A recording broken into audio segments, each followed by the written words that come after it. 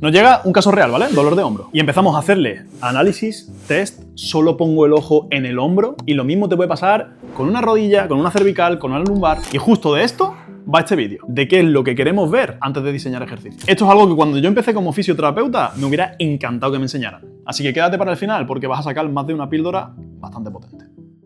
Al final el cuerpo es un sistema de sistemas y en este caso responde mucho a las presiones. De hecho, lo que gobierna el cuerpo no es ni un codo, ni un hombro, ni una cervical. Es un sistema nervioso. Y sobre todo el sistema nervioso autónomo, el que dirige tu respiración, toda la actividad vital de tus órganos sin que pensemos en ello, es varorreflejo. Y esto es que responde y mucho a las presiones. Así que el cuerpo hay que entenderlo como un sistema de gestión de presiones. Presiones que ocurren entre diferentes bóvedas. La primera bóveda que tenemos son las bóvedas plantares, son los pies. Y esto es lo que está primero en contacto con el suelo. Hay que ver cómo la persona tiene esa pisada. Luego tenemos una bóveda que está en la pelvis, que es el suelo pélvico, que actúa como un diafragma. De hecho, es el diafragma más bajo del cuerpo, que juega continuamente y en sinergia con este de aquí, que es el diafragma torácico, que es el que todos conocemos. Que sí, que lo conocemos como el protagonista de la respiración. Pero ojo, porque este de aquí, que engancha en costillas y en lumbares, es protagonista de postura y en gran parte del movimiento. Y luego aquí arriba tenemos otro sistema que es el diafragma orofaríngeo. ¿Qué pasa? Que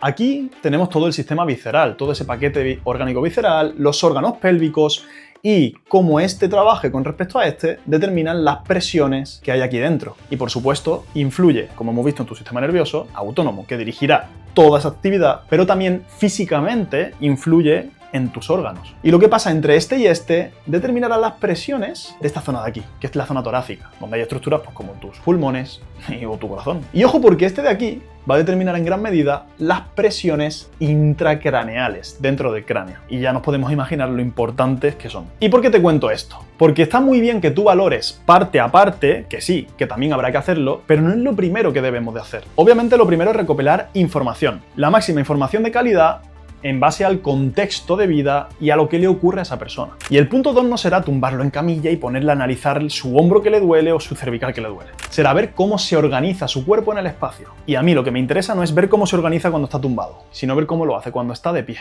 y cuando está ante carga. Porque aquí hay muchas cosas que podemos evitar, podemos hacer, sí, pero lo que es impepinable y lo que todo el mundo tiene que soportar es una fuerza, que es esta, la de la gravedad. Y esto no para de empujarnos al suelo. Así que a mí me interesa ver cómo ese cuerpo o qué estrategias ha desarrollado para organizarse y gestionar esa gravedad. Y para que se entienda de manera sencilla, yo tengo 5 checks que van a hacer que investigue punto a punto como un detective para ver lo que está pasando. Esto te va a dar mucha información que créeme te hará diferenciarte, pero obviamente es la puntita del iceberg de todo lo que vemos en la mentoría de profesionales. Como menciona, la primera bóveda son los pies. Y por eso el primer check que determina todo lo que ocurre aquí arriba serán los pies. Ver si cuando está de pie nuestro paciente coloca los pies más paralelos, más modo pingüino, colapsa el borde interno, se queda súper supinado, pues ya me está dando información. Información que luego compararé con ejercicios en carga, pues como una sentadilla, una zancada, agarrar algo que está abajo, desplazar un pequeño peso. Porque a mí lo que me interesa no es un pie muy cabo ni muy plano, me interesa un pie adaptable, que sepa reaccionar a lo que le pido y que tenga capacidad de que esa bóveda, igual que quiero que este diafragma y este sean capaces de descender, amortiguar y devolver, estos de aquí hagan lo mismo. Luego me interesa ver cómo están las rodillas. Y ojo, porque esto es algo que se tiene poco en cuenta. Y a partir de ahora te doy una maldición.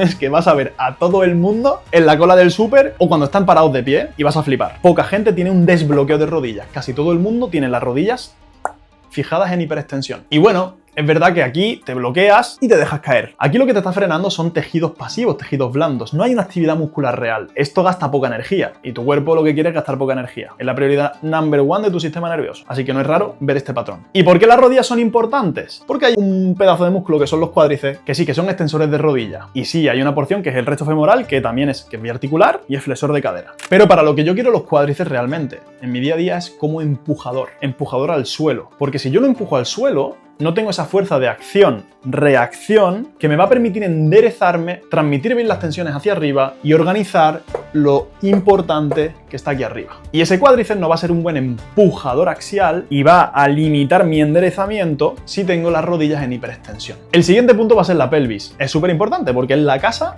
de mi primer diafragma, que es el diafragma pélvico. Y ojo, no tiene nada que ver vivir con una pelvis antepulsada hacia adelante, con mucha anteversión o parece que está en una retroversión. Y lo que vamos a ver es si esta pelvis tiene una línea y cae en la base de los pies. Porque si los pies están aquí y la pelvis está muy por aquí, las presiones, las tensiones que reciben, sobre todo tu zona lumbar, van a dejar mucho que desear. Por no hablar de toda la presión intraabdominal e intrapélvica que está soportando tu cuerpo. El siguiente check será la zona de mi tórax. Y me gusta centrarme en la zona del esternón, en este puntito bajo que sería la sifoides del esternón. Cuando esto no está en línea con esta parte del pubis, sino que tenemos una proyección anterior o estamos caídos sobre mi masa abdominal y pélvica, pues estamos viendo una mala gestión de presiones y estamos dificultando mucho el trabajo y la organización entre este de aquí y este otro de aquí. Y obviamente tu tórax va a determinar la calidad de tu respiración y no es posible tener una respiración funcional viviendo aquí o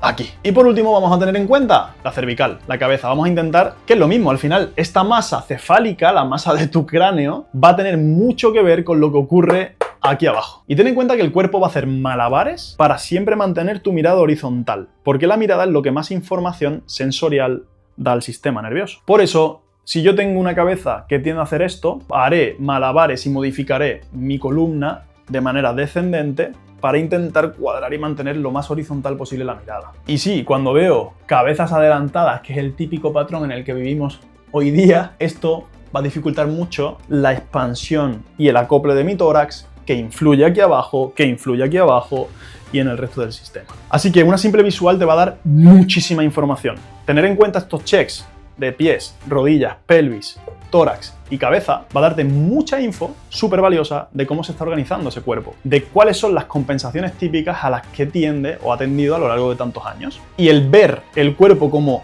circunferencias, como cavidades, teniendo aquí una gran circunferencia que incluye la pelvis y el abdomen, otra gran circunferencia que incluye el tórax y otra última que sería el cráneo, ver cómo estas se relacionan entre sí y cómo están posicionadas cada una con respecto a las demás. Si hay una que está muy adelantada, una muy retrasada, otra muy adelantada, eso te va a dar información de qué tipo de ejercicios podemos diseñar ya de manera más específica para el dolor de la persona o para recuperarla, pero sabiendo que no me olvido de su contexto general, porque un cuerpo no es solo un hombro o una cervical. Es un todo. Espero que con esto te lleves información de valor. Y si te ha gustado y eres profesional, no es ni un 1% de todo lo que damos en la mentoría profesionales. Si quieres más información, puedes rellenar el formulario que te dejamos en la descripción y nos ponemos en contacto contigo.